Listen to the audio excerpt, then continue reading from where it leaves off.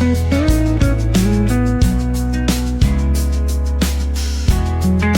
Friends, સ્વાગત છે તમારું પાયસ કિચન રેસીપીમાં। તો આજે હું તમારી સાથે શેર કરીશ મેંગો આઈસ્ક્રીમની રેસીપી। તો ચાલો રેસીપી શરૂ કરીએ। મેંગો આઈસ્ક્રીમ બનાવવા માટે મેં 2 પાકલ કેરી લીધેલી છે, તેને વોશ કરીને સરસ રીતે સાફ કરી લીધી છે। હવે આપણે બનાવશું તેનો મેંગો આઈસ્ક્રીમ। તો એના માટે કેરીના ડીટીયાના ભાગને આપણે આવી રીતના છરીની મદદથી ગોળ ગોળ કટ કરી લેશું। ડીટીયું આપણે થોડુંક મોટું કટ કરવાનું છે આવી રીતના, અને પછી આપણે ડીટીયાને કાઢી લેશું આવી રીતે। અને હવે છરીની મદદથી આપણે આવી રીતના ગોટલીને કેરીથી દૂર કરશું, આવી રીતના છૂટી કરી નાખશું। ચારે બાજુ આપણે આવી રીતના છરીની મદદથી કરવાનું છે। છરી આપણે આર પાર ના નીકળી જાય એનું ધ્યાન રાખવાનું છે। આપણે આવી રીતના નાખીને આ બાજુ આર પાર ના નીકળે એનું ખાસ ધ્યાન રાખવાનું છે। ખાલી આપણે ગોટલીને જ છૂટી કરવાની છે કેરી, આવી રીતના ચારે બાજુ આવી રીતના કરી લેવાનું। ગોટલીને કેરીથી છૂટી કરી નાખી છે। હવે આપણે સાંચીની મદદથી આવી રીતના ગોટલીને પકડી લેશું, એકદમ ટાઈટ પકડી લેવાનું, અને આવી રીતના આપણે તેને ગોટલીને ફેરવશું સાંચીની મદદથી, એટલે ગોટલી આપણી કેરીથી એકદમ સરસ રીતે અલગ પડી જશે। આવી રીતે ફેરવવાની ધીમે ધીમે, નીકળી ગઈ ને ગોટલી, આવી રીતના આપણે ગોટલીને કાઢી લેવાની છે। જો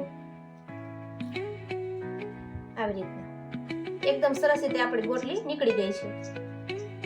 તો આવી રીતના આપણે બંને કેરીની ગોટલીને કાઢી લઈએ। બીજી કેરીની ગોટલીને પણ આપણે એવી રીતના કાઢી લીધી છે, તમે જોઈ શકો છો। હવે બંને કેરીને આપણે આવી રીતના ગ્લાસમાં રાખી દેશું। હવે ગોટલી સાથે જે કેરીનો ભાગ છે તેને આપણે છરીની મદદથી કટ કરીને કેરીમાં જ એડ કરી દઈશું, તેને આપણે વેસ્ટ નહીં થવા દઈશું। આવી રીતના જે ગોટલીનો ભાગ હોય તેને આપણે આવી રીતના કેરીમાં જ એડ કરી દેવાનો।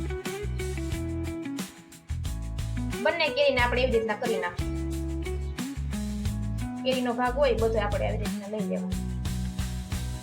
હવે બંને કેરીને આપણે ડીટીયાના ભાગને ઢાંકીને રાખી દેશું, આવી રીતના ઉપરના ડીટીયાને ઢાંકી દેશું। હવે કેરીમાં ભરવા માટે રબડી બનાવીએ ત્યાં સુધી કેરીના ગ્લાસને આપણે ફ્રીજમાં રાખી દેશું।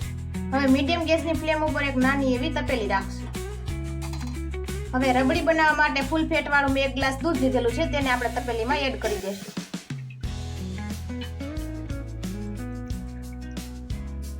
અને 2 ચમચી લીધેલો છે મિલ્ક પાવડર, તેમાં આપણે 1 ચમચો દૂધ એડ કરશું।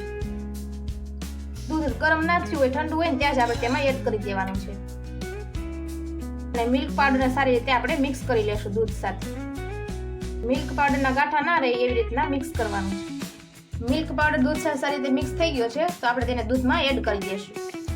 રબડીમાં મિલ્ક પાવડર એડ કરવાથી આપણી રબડી એકદમ ઘટ અને ક્રીમી બને। હવે સારી રીતે મિક્સ કરી દેશું, અને દૂધને સારી રીતે આપણે ઉકાળી લેશું મીડિયમ ગેસની ફ્લેમ ઉપર। મીડિયમ ગેસની ફ્લેમ ઉપર દૂધ એકદમ સરસ રીતે ઉકળી ગયું છે, તો ગેસની ફ્લેમ આપણે હાઈ કરી નાખશું, અને દૂધ અડધું થઈ જાય ત્યાં સુધી આપણે તેને હલાવતા રહેશું, અને એકદમ સરસ એવી રબડી બનાવી નાખશું। દૂધને સતત હલાવતા રહેવાનું છે, જેથી કરીને તે તળિયે બેસી ના જાય। દૂધ એકદમ ઘટ થવા માંડ્યું છે, તમે જોઈ શકો છો, અને પહેલા કરતા ઓછું પણ થઈ ગયું છે। અને સાઈડમાં જે મલાઈ ચોટેલું હોય તેને આપણે આવી રીતના ઉખેડતી જવાની છે। અડધું થઈ જાય ત્યાં સુધી આપણે તેને એકદમ પકવવાની છે રબડી। દૂધ પહેલા કરતા અડધું થઈ ગયું છે, અને એકદમ રબડી સરસ એવી ઘટ એવી રબડી બની ગઈ છે। તો 2 ચમચી આપણે રબડીમાં ખાંડ એડ કરી દઈશું,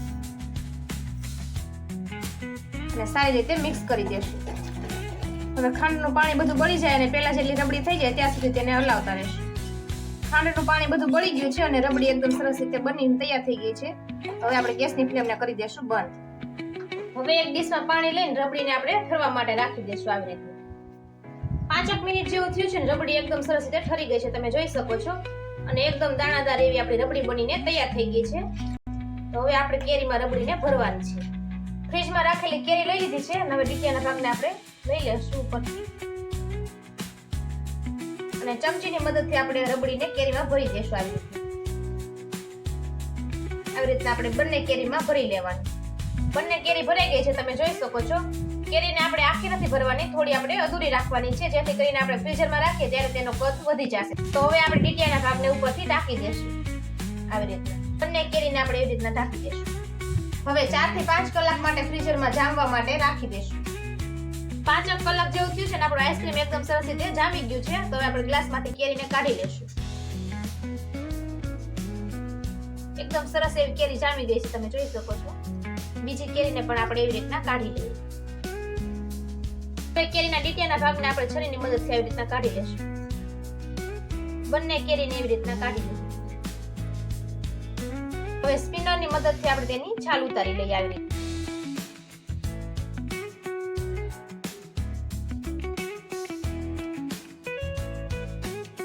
આવી રીતના આપણે છાલ ઉતારવાની. તો બંને કેરીને આપણે છાલ એવી રીતના ઉતારી લઈએ.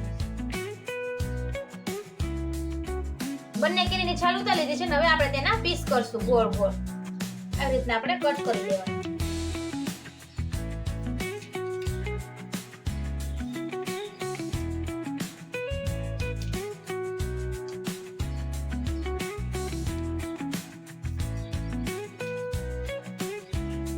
આવી રીતના આપણે પીસ કરવાના છે. તો બીજી કેરીના પણ આપણે એવી રીતના પીસ કરી નાખીએ. તો તમે જોઈ શકો છો કેરીને મેં કટ કરી નાખી છે અને ઉપરથી આપણે ડ્રાય ફ્રૂટ્સ એડ કરી દઈશું. કાજુ અને બદામ. તમે પિસ્તા પણ એડ કરી શકો છો. ઉનાળાની ગરમીમાં ખાઈ શકાય તેવું એકદમ ઠંડુ ઠંડુ રબડી મેંગો આઈસ્ક્રીમ બનાવીને મેં તૈયાર કરી નાખ્યું છે. તો તમને મારી રેસીપી પસંદ આવી હોય તો મારી રેસીપીને એકવાર જરૂરથી ટ્રાય કરજો. તો ફ્રેન્ડ્સ, તમને આજનો મારો વિડિયો પસંદ આવ્યો હોય તો કમેન્ટ સેક્શનમાં જરૂરથી કહેજો અને મારા વિડિયોને લાઈક અને તમારા ગ્રુપમાં શેર કરજો. અને મારી ચેનલ પાયસ કિચન રેસીપીને સબસ્ક્રાઇબ કરજો અને બેલ આઇકન દબાવવાનું ભૂલતા નહીં, જેથી કરીને નવી નવી રેસીપીના નોટિફિકેશન તમને મળતા રહે. તો ફરી મળશું નવી રેસીપી સાથે.